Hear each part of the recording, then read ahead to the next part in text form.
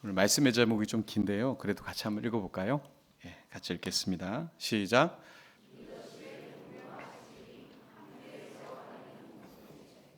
제목이 그렇습니다. 자, 오늘은 신명기 강의 두 번째 시간입니다. 오늘은 리더십의 공유와 책임이라는 제목으로 말씀을 전할 텐데요. 우리가 지난주에 이제 신명기 강의를 이제 첫문을 열면서 경계선에 선 우리의 영적 자세에 대한 얘기를 나눴습니다. 이스라엘 백성들이 지난 40년의 광야 생활을 뒤로 하고 이제 가나안 땅 앞에 섰습니다. 신명기는 모세가 쓴 마지막 유언서이기도 하죠.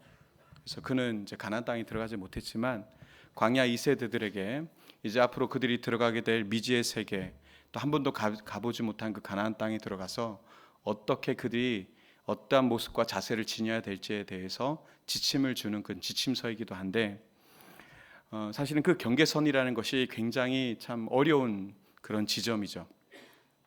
지난 40년의 광야 생활을 인간적으로 보면 참 상처와 실패의 그런 시간들이었습니다. 낭비의 시간들이었습니다.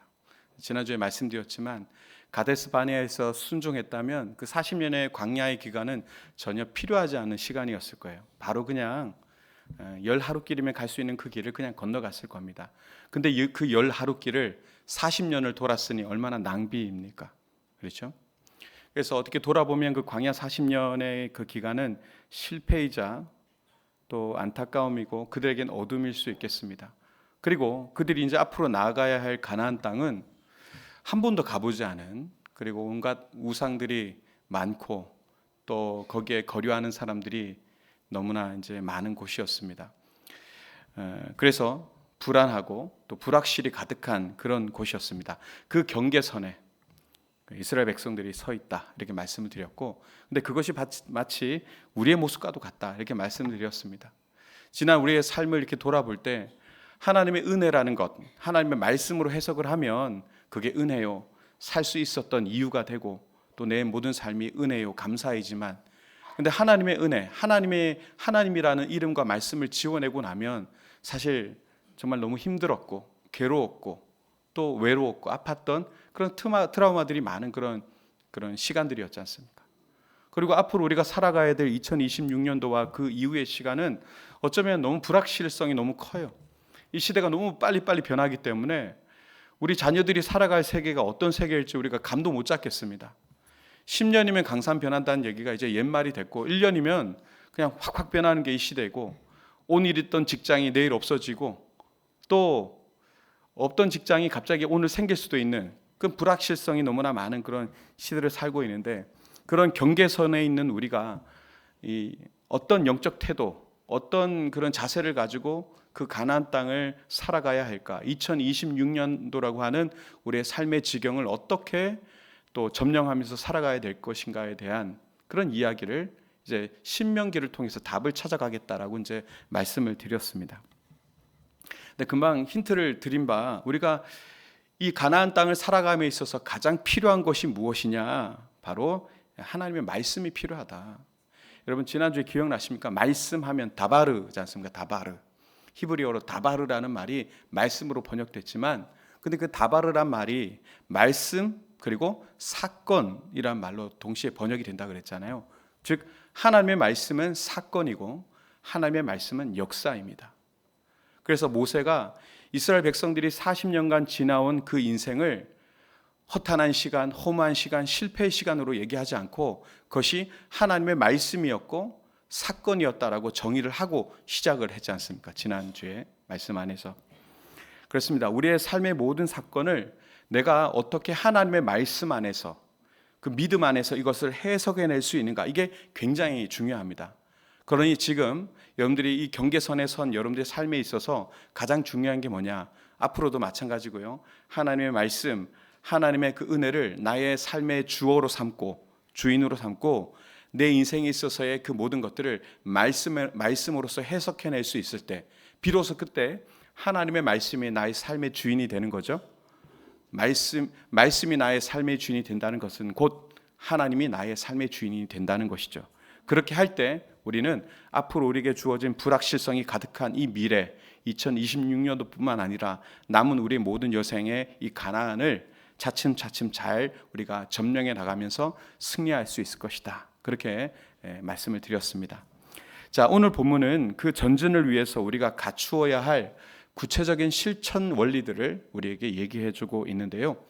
자, 그 얘기를 좀 나눌 텐데 많은 부분은 얘기 나누지 못하겠지만 먼저 그 시작하는 그 지점에 있어서 좀 의아한 부분이 좀 있습니다.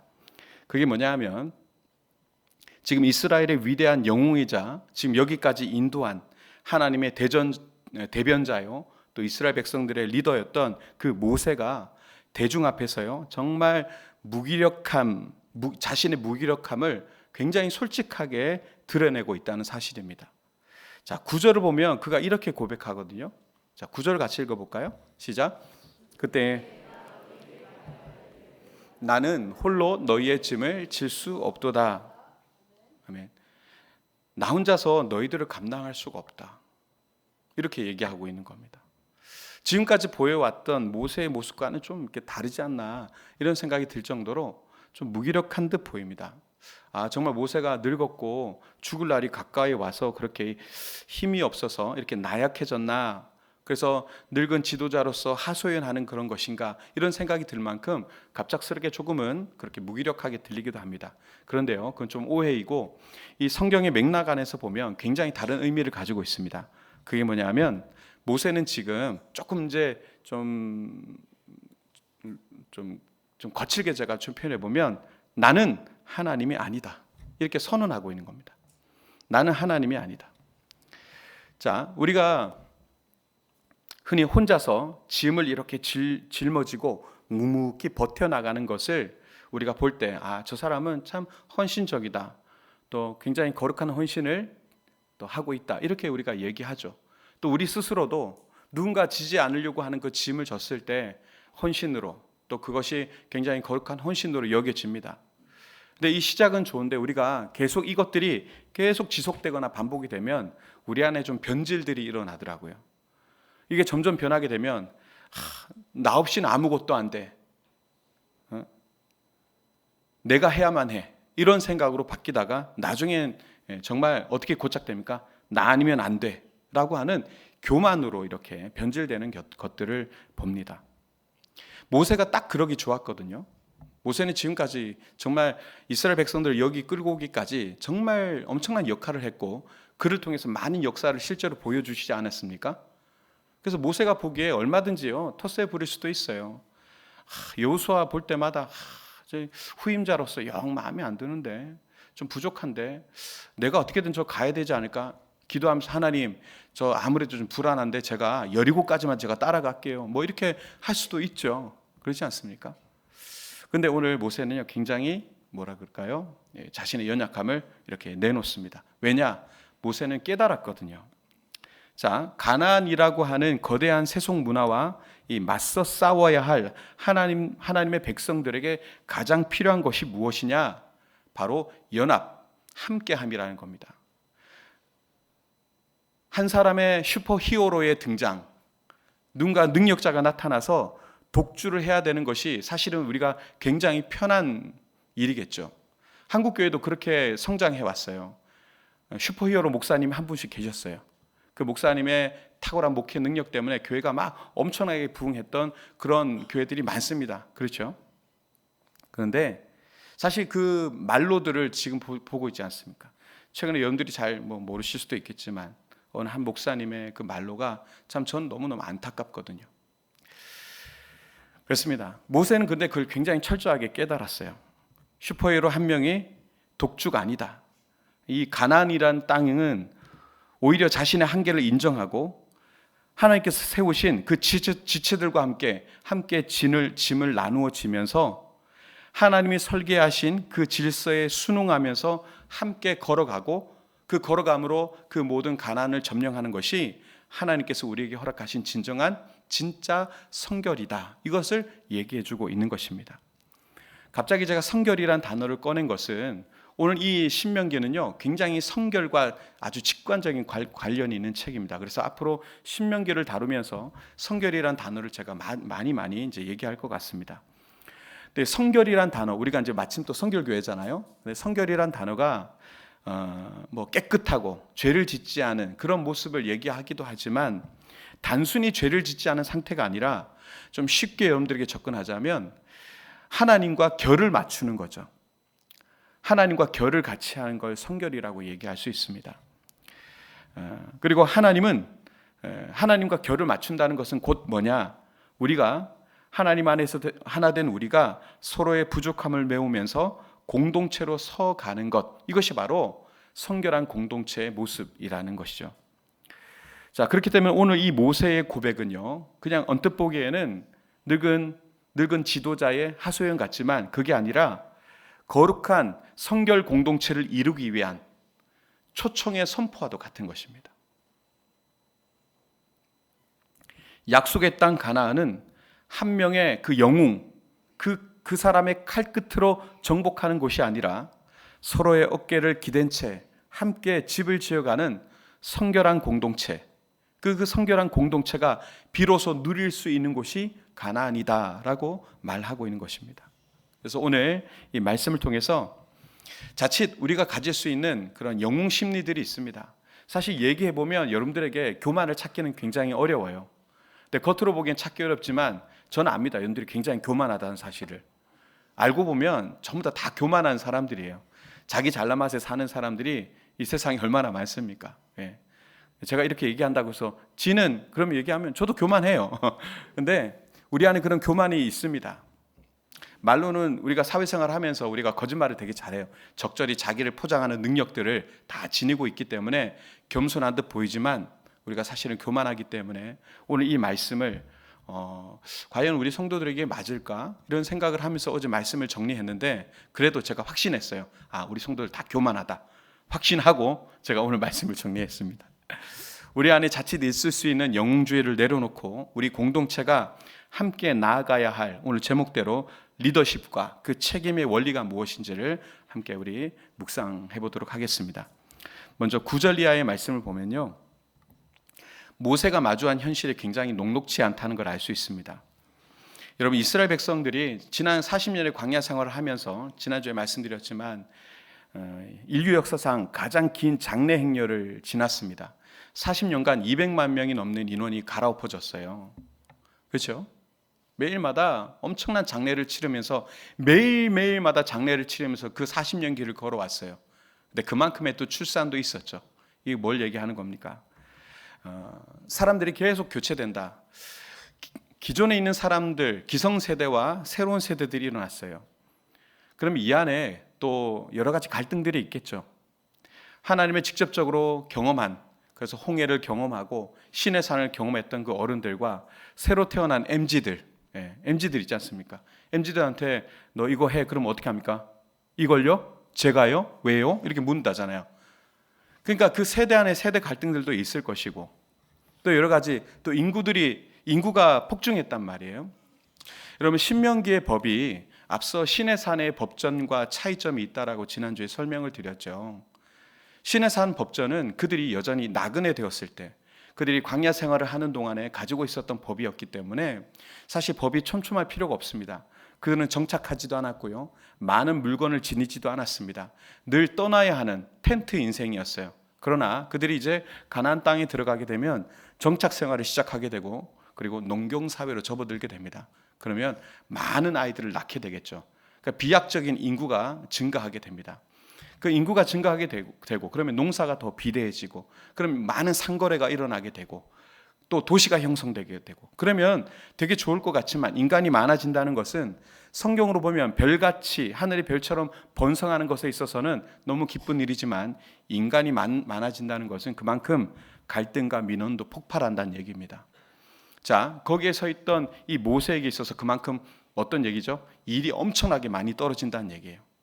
이스라엘 백성들이 인구가 폭증하면서 많은 민원들과 그런 해야 될 일들, 해결해야 될 법적 문제들이 너무 많고 그것들을 심판하고 또 결정해 줘야 되는 일들이 너무 많아졌어요. 그래서 모세가 지치는 거죠. 그래서 12절을 보시면 여러분들 이해가 되실 겁니다. 12절을 같이 읽어보겠습니다. 시작.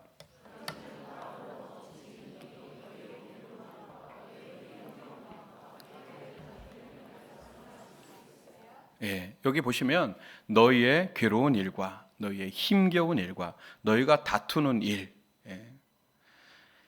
괴롭고 힘겹고 다투는 일 뭡니까? 쉽게 말하면 민원입니다. 민원. 엄청난 그 안에서의 다툼과 사회적 문제들이 발생하고 있다는 거죠. 근데 이것들을 나 혼자 능히 감당할 수가 없다. 이 얘기를 모세가 하고 있는 겁니다.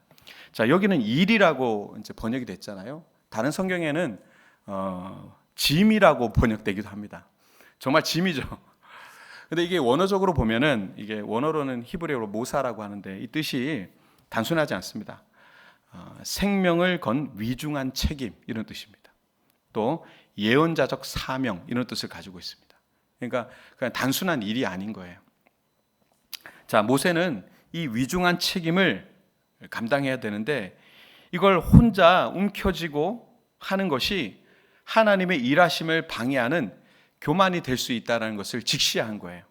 내가 다 할 거야 해왔듯이 그게 아니라 이거는 교만이다. 이건 나눠야 된다. 이런 생각을 하게 된 거예요. 자, 이게 별거 아닌 것 같지만 우리한테 한번 적용해 보자면 여러분 우리의 인생이 굉장히 무거울 때가 있죠. 우리의 인생이 왜 이렇게 무거운가? 그런데 그 면을 쭉 들여다보면 그 안에 그게 있습니다. 모든 것을 내가 통제해야 된다라고 하는 그런 강박이 있어요. 그것들이 보통 이제 자녀들을 키울 때도 나타나죠. 자녀의 인생을 내가 그냥 완전히 다 뭔가를 해줘야 될 것 같은 그런 마음으로 모든 것을 정하고 또 재단을 하고 이런 것들이 일어나게 됩니다. 자녀의 앞날, 또 직장에서의 그런 일에서도 위기에서도 나 혼자 모든 걸 해야 된다라고 하는 어떤 내가 하나님 노릇을 하려고 하니까 이게 너무 버거워서 이제 영혼이 병드는 일들이 생기고 어깨가 너무 무거운 거죠.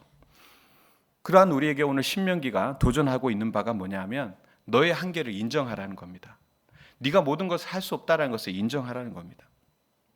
그리고 성결하라고 우리에게 도전하고 있습니다. 하나님의 결에 서라. 그게 뭐냐? 혼자 하는 게 아니라 함께 하는 것이다. 혼자 지는 것 말고 너와 함께하는 그 사람들과 함께 해야 된다. 그리고 네가 그걸 내려놓을 때 비로소 너의 인생 속에 하나님께서 개입하실 수 있는 공간이 생긴다. 하나님께서 조금도 내 인생에 파고들 수 있는 공간을 주지 않아요. 모든 것이 치밀하게 내 계획대로만 되려고 해요. 어떻게 하나님께서 개입하시겠습니까? 나는 부족합니다. 연약합니다. 혼자 살 수 없습니다. 하나님 도와주십시오. 그리고 그 하나님의 결에 맞춰서 나에게 붙여주신 그런 동력자들과 함께 서로 일을 나누고 서로 같이 짊어지고 하면서 함께 그렇게 가게 될 때 우리는 그 가나안을 아름답게 정복해 갈 수 있다는 것입니다. 자, 한계를 인정하는 것을 첫 번째 얘기했습니다. 두 번째, 우리 13절에서 15절의 말씀인데요. 자, 모세는요, 이제 짐을 나누기 위해서 각 지파의 리더들을 이제 세웁니다. 자, 한계를 인정했고 이제는 리더를 세웁니다. 자, 13절을 같이 한번 읽어보겠습니다. 자, 시작.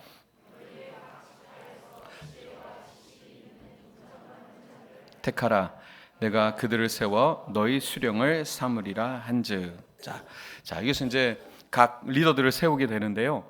근데 그 조건이 보이죠. 각 지파에서 어떤 자들, 지혜와 지식이 있는 그리고 인정받는 자들을 택하라. 지혜와 지식과 인정받는 자들 이렇게 얘기하고 있습니다. 여기서 지혜라는 것은 하나님의 안목, 영적 안목으로 본질을 뚫어보는 통찰력, 그것이 지혜이고요. 지식 같은 경우는 어떤 복잡한 상황 속에서 그 속에서 하나님의 뜻을 찾아내는 분별력입니다. 우리의 상황이 펼쳐지는 그 어수선한 상황 속에서 과연 이것이 왜 일어난 것인가에 대한 하나님의 뜻을 찾아내는 분별력. 지혜는 통찰력이라면 지식은 분별력이라고 얘기할 수 있죠. 그리고 나서 마지막에 인정받는 자라고 했지 않습니까? 인정받는 자라는 것은 그렇습니다. 공동체 안에서 그 사람의 그 신실함이 이미 검증된 사람을 얘기하는 겁니다. 자, 조건이 어떻습니까? 좀 까다롭긴 하죠. 지혜와 지식과 인정받는 자 이렇게 얘기하고 있습니다. 자, 이 부분도 우리가 좀 적용을 해보면 요즘 우리 사회는 어떤 사람을 리더로 보통 세웁니까? 스펙이 되고 능력 있는 사람들을 우리가 선호하죠. 당연히 그런 것 같습니다. 근데 우리 성경을 보면서 성경이 원하는 리더십은 좀 다르다라는 그런 것을 볼 수 있죠. 성경은 지금 보시다시피 어떤 능력에 치중되어 있지 않습니다. 능력보다는 어디에 치중되어 있냐면 열매에 치중되어 있다는 것을 볼 수 있습니다. 모세가 사람을 세울 때 그 사람이 가진 탁월함, 그거보다도 그 사람이 보여준 열매를 가지고 사람을 세우는 것을 볼 수 있습니다. 유명한 우리 스펄전 목사님이 이런 얘기를 하신 적이 있어요. 교회에 수많은 일꾼이 있는 것보다 한 마음으로 함께 울어줄 수 있는 동력자 한 명이 더 소중하다, 이런 말을 남긴 적이 있습니다. 목회자시니까 이런 얘기를 하실 수 있는 것 같아요. 자, 성결한 동력자, 리더, 성결한 동력자란 사실 그렇습니다. 혼자 맑은 소리, 또 바른 소리, 떳떳한 소리, 그런 걸 얘기하는 사람이 아니라는 겁니다. 똑똑한 사람 많아요. 능력 있는 사람도 많아요. 그런데 그런 사람보다 공동체 전체가 평안의 화음을 낼 수 있도록 자신의 삶을 기꺼이 내어놓는 사람, 열매로서 내어놓는 사람, 자신 혼자 뛰어나고 똑똑하고 떳떳하고 이런 사람보다는 함께 화음을 내기 위해서 양보하고 져주고 들어주는 그런 사람이 필요하다는 겁니다. 이런 사람의 인생은 어떤 인생일까요? 울림이 있는 삶이죠.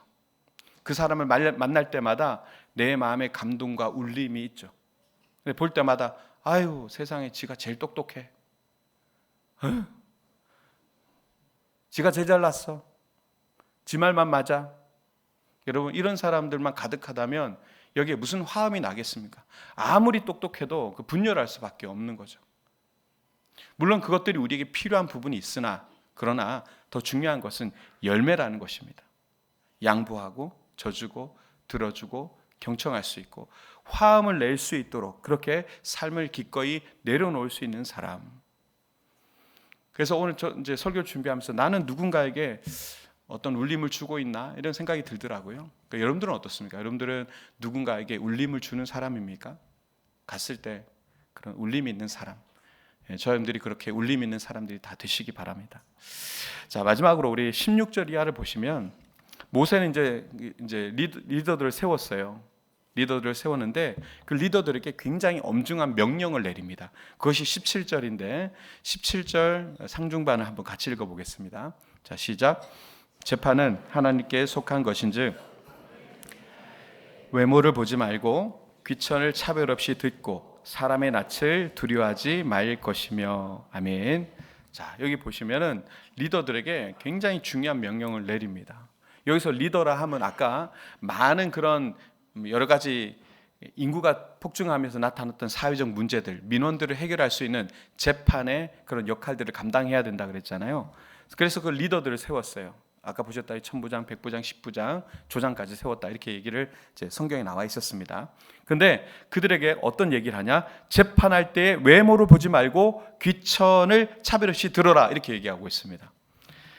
자, 이것은 공동체의 성결을 유지하는 가장 구체적인 실천 지침이라고 할 수 있습니다.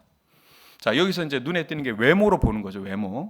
외모로 본다라는 이 말을 원어로 이렇게 보니까요, 어떤 뜻을 가지고 있냐면 외모를 보다, 이게 단순한 뜻이 아니라 상대방의 얼굴, 즉 그 얼굴이라는 것이 요거 말고요, 배경, 권력, 사회적 지위, 그 다음에 사적인 관계, 사적인 친분, 그러니까 뭐라고 했죠? 혈연, 지연, 이런 것들을 확인한 다음에 판결을 할 때 있어서 판결을 굽게 하는 행위, 그러니까 그 사람에게 유리하게 판결을 해주는 그 행위가 바로 외모를 보다라의 의미더라고요.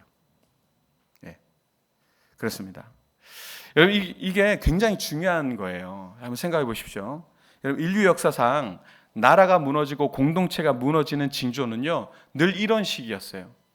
사람의 얼굴을 보고 그 사람이 가진 사회적 지위나 능력과 이런 것들을 보고 법을 흔드는 거예요. 그럼 그 사회의 기강이 무너지겠죠. 정의가 무너지지 않습니까? 그죠? 그 사람이 나의 아는 사람이라고 해서 법을 어기면은 그게 뭐가 됩니까? 그게 정의를 흔드는 거잖아요. 기강이 흔들리고. 그러니까 역사가 그렇습니다. 나라가 흔들리고 공동체가 망할 때에는 그런 정의가 사라질 때, 정의가 흔들릴 때였거든요.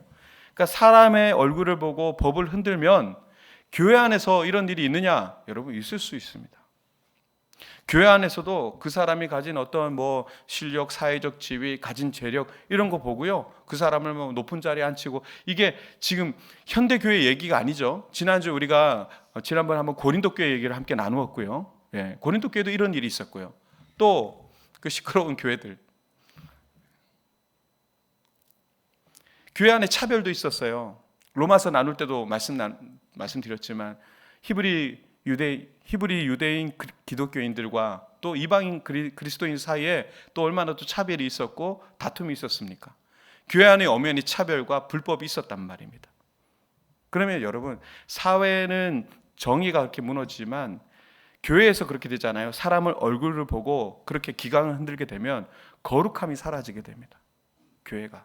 그러면 거룩함이 사라지면 교회는 능력을 잃습니다. 세상과 똑같이 되거나 세상보다 더 못한 공동체가 되는 것이죠. 그래서 절대 그렇게 하면 안 된다라는 것을 우리가 기억할 수 있어야 됩니다. 이 설교를 준비하면서 역사적으로 이런 인물이 있었나 하고 이제 쭉 생각을 해보니까 조선시대 한 인물이 생각이 나더라고요. 한 인물, 이원익이라고 하는 사람인데요. 이 사람은 영의정까지 지냈던, 별명이 오리대감입니다. 오리대감. 이원익이라는 사람이 있는데, 하급 관리가 있었는데 그 사람에게 권세 있는 가문이 와서 청탁을 했어요. 근데 그거를 거절을 한 거예요. 거절을 했더니, 아니, 내 말을 거절해? 하고요, 그 관직 있는 사람들을 그냥 파직시켜 버린 거예요. 이걸 들었던 지금 이 이원익 대감이 이거 안 되겠는데, 이거 어떻게든 해결해야 되겠는데, 그렇게 얘기하니까 주변의 사람들이 뭐라고 했냐면, 저기 대감, 이 사람은 건들지 마세요. 이 사람은 지금 왕과도, 이 임금과도 굉장히 지금 가까우니까 괜히 그랬다가 눈밖에 납니다. 그리고 권했답니다. 그러지 말라고. 근데요, 이원익 대감이 단호하게 그거를 어떻게 얘기했냐면, 나라의 법은 사람의 지위를 묻지 않는다. 만일 우리가 사람의 낯을 살피기 시작하면 백성은 누구를 믿고 살겠는가? 놀랍게도 성경에 나오는 이야기는 아닙니다. 꼭 나올 것 같은 얘기처럼, 그죠? 똑같은 맥락이라서 일부러 한번 끄집어내 봤어요. 사람의 낯을 살피기 시작하면 백성들이 누구를 믿고 살겠는가? 나라의 기강이 흔들리고 정의가 사라지니 공동체가 어떻게 되겠습니까? 휘청휘청하는 거죠. 권력자의 얼굴 대신에 공의와 백성들의 눈물을 보겠다라고 했던 이원익 대감의 이 모습이 오늘 말씀과 이렇게 좀 뭔가 오버랩이 되더라고요. 여러분, 성결한 공동체는 사람의 얼굴을 보는 게 아니죠. 뭘 봐야 됩니까? 그 뒤에 계신 하나님을 보는 거죠. 사람을 앞에 놓고 이리저리 계산하고, 이 사람 하면은, 이 사람은 이거 여기 세우면 많은 거 가졌으니까 더 헌신하겠지. 여러분, 그런 일이 있습니까? 많이 가진 사람들이라고 막 이렇게 세워놔도요, 더 헌신 안 해요. 여러분, 그런 게 아닙니다. 아시잖아요. 누군가를 대할 때 자꾸 계산기를 두들기보다, 이 사람이 더 도움이 될지, 이 사람이 나보다 나은지 더 못한지, 그런 거는요, 이런 걸 따지기 시작하면, 계산기를 두들기면 이 자체가 성결한 태도가 아닙니다. 성결은 모든 사람을 어떻게 보냐 하면 하나님의 형상으로 보는 겁니다. 차별 없이. 약자라고 무시하고 강자라고 그 앞에서 비굴해지고, 그렇게 사람의 낯을 두려워하고, 그렇게 해서는 안 된다는 거죠. 우리는 오직 여호와 하나님의 시선만을 두려워해야 됩니다.